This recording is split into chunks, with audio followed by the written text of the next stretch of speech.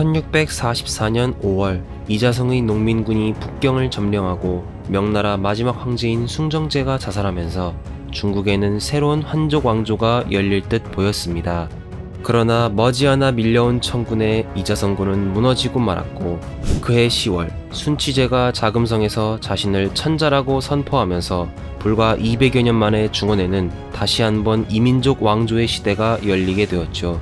남은 이들은 제각기의 길을 따라 나뉘어 저마다의 삶을 살아가게 되었는데요. 그럼 우리의 주인공 명나라 황실의 코끼리는 어떻게 되었을까요?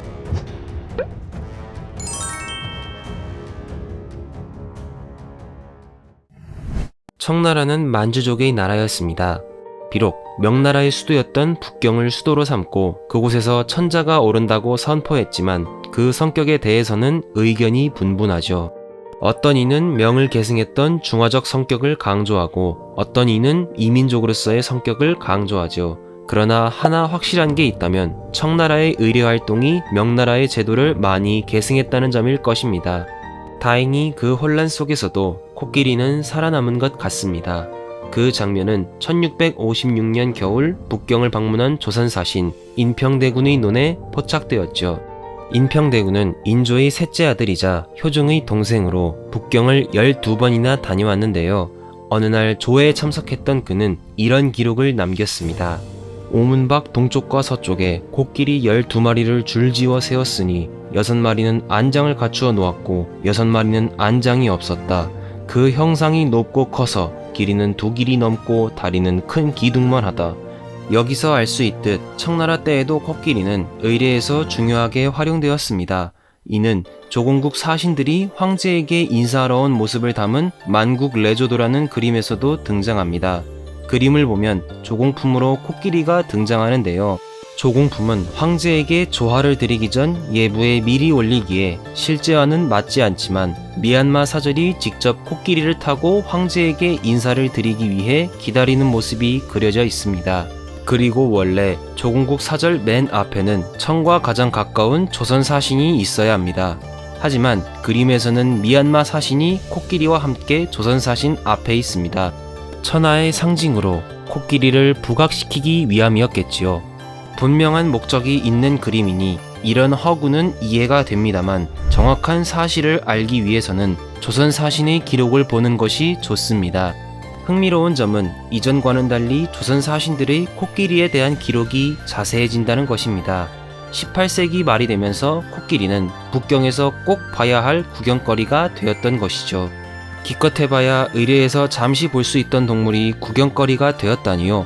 황제가 사신들을 배려해 코끼리 구경을 시켜줬던 것일까요? 아닙니다. 전쟁으로 서로의 관계를 확립했던 만큼 조선은 청에 강한 반감을 가지고 있었고 청도 조선을 경계했습니다. 17세기까지만 해도 북경에 온 조선 사신들은 관소에서 꼼짝도 할 수 없었죠. 하지만 양국 관계가 점차 안정되면서 청과 조선 사이의 반감과 경계도 점점 무뎌져 갔습니다.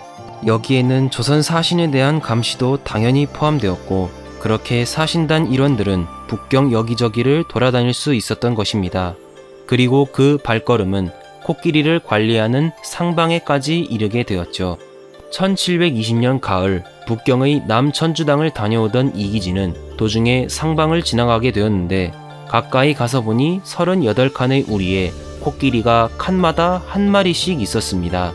구경하는 사람들이 종종 있어서인지 막는 사람이 없었고 이기지가 궁금한 마음에 코끼리를 관리하는 이에게 탄 걸 보고 싶다고 하니 대가를 요구해 왔죠.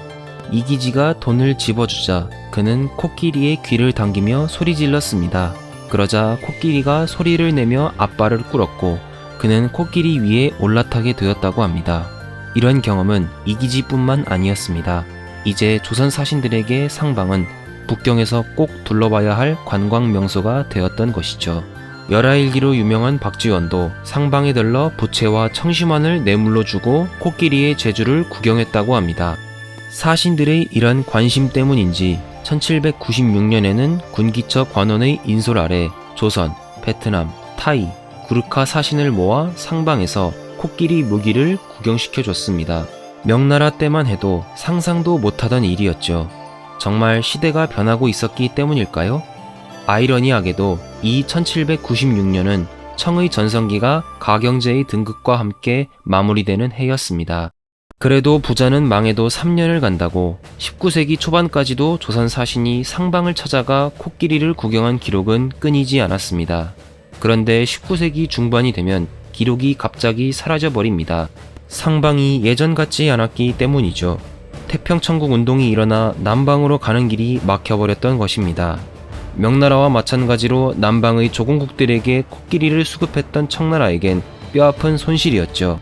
이게 어쩌면 청나라에 있어서는 돈 먹는 하마, 아니 코끼리를 버리고 새롭게 출발할 기회였을지도 모르겠지만 그 와중에도 청나라 황실은 은남 지역에 명을 내려 코끼리를 직접 사려 했다고 합니다.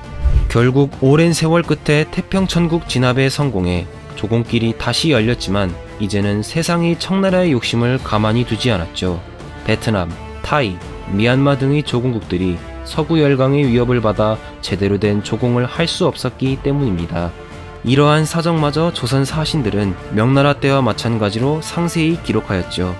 1887년 북경에 도착한 이승호의 기록인 관화지에는 1871년에 미얀마가 7마리의 코끼리를 진공하였는데 3마리는 죽고 4마리만 있다고 기록되어 있습니다. 더 참담한 것은 그로부터 3년 전 코끼리가 난동을 부려 사람을 해치고 궁벽을 부쉈다는 이유로 의례 행사에도 쓰지 않게 되었다는 것이죠. 단지 권위와 허영심을 충족하고자 크게 쓰임새가 없던 동물마저 강제로 데려와 달면 삼키고 쓰면 뱉었던 그때 그 사람들의 연대기는 그렇게 옛 이야기가 되어 지나가 버렸고 중국의 코끼리는 마침내 사라졌습니다.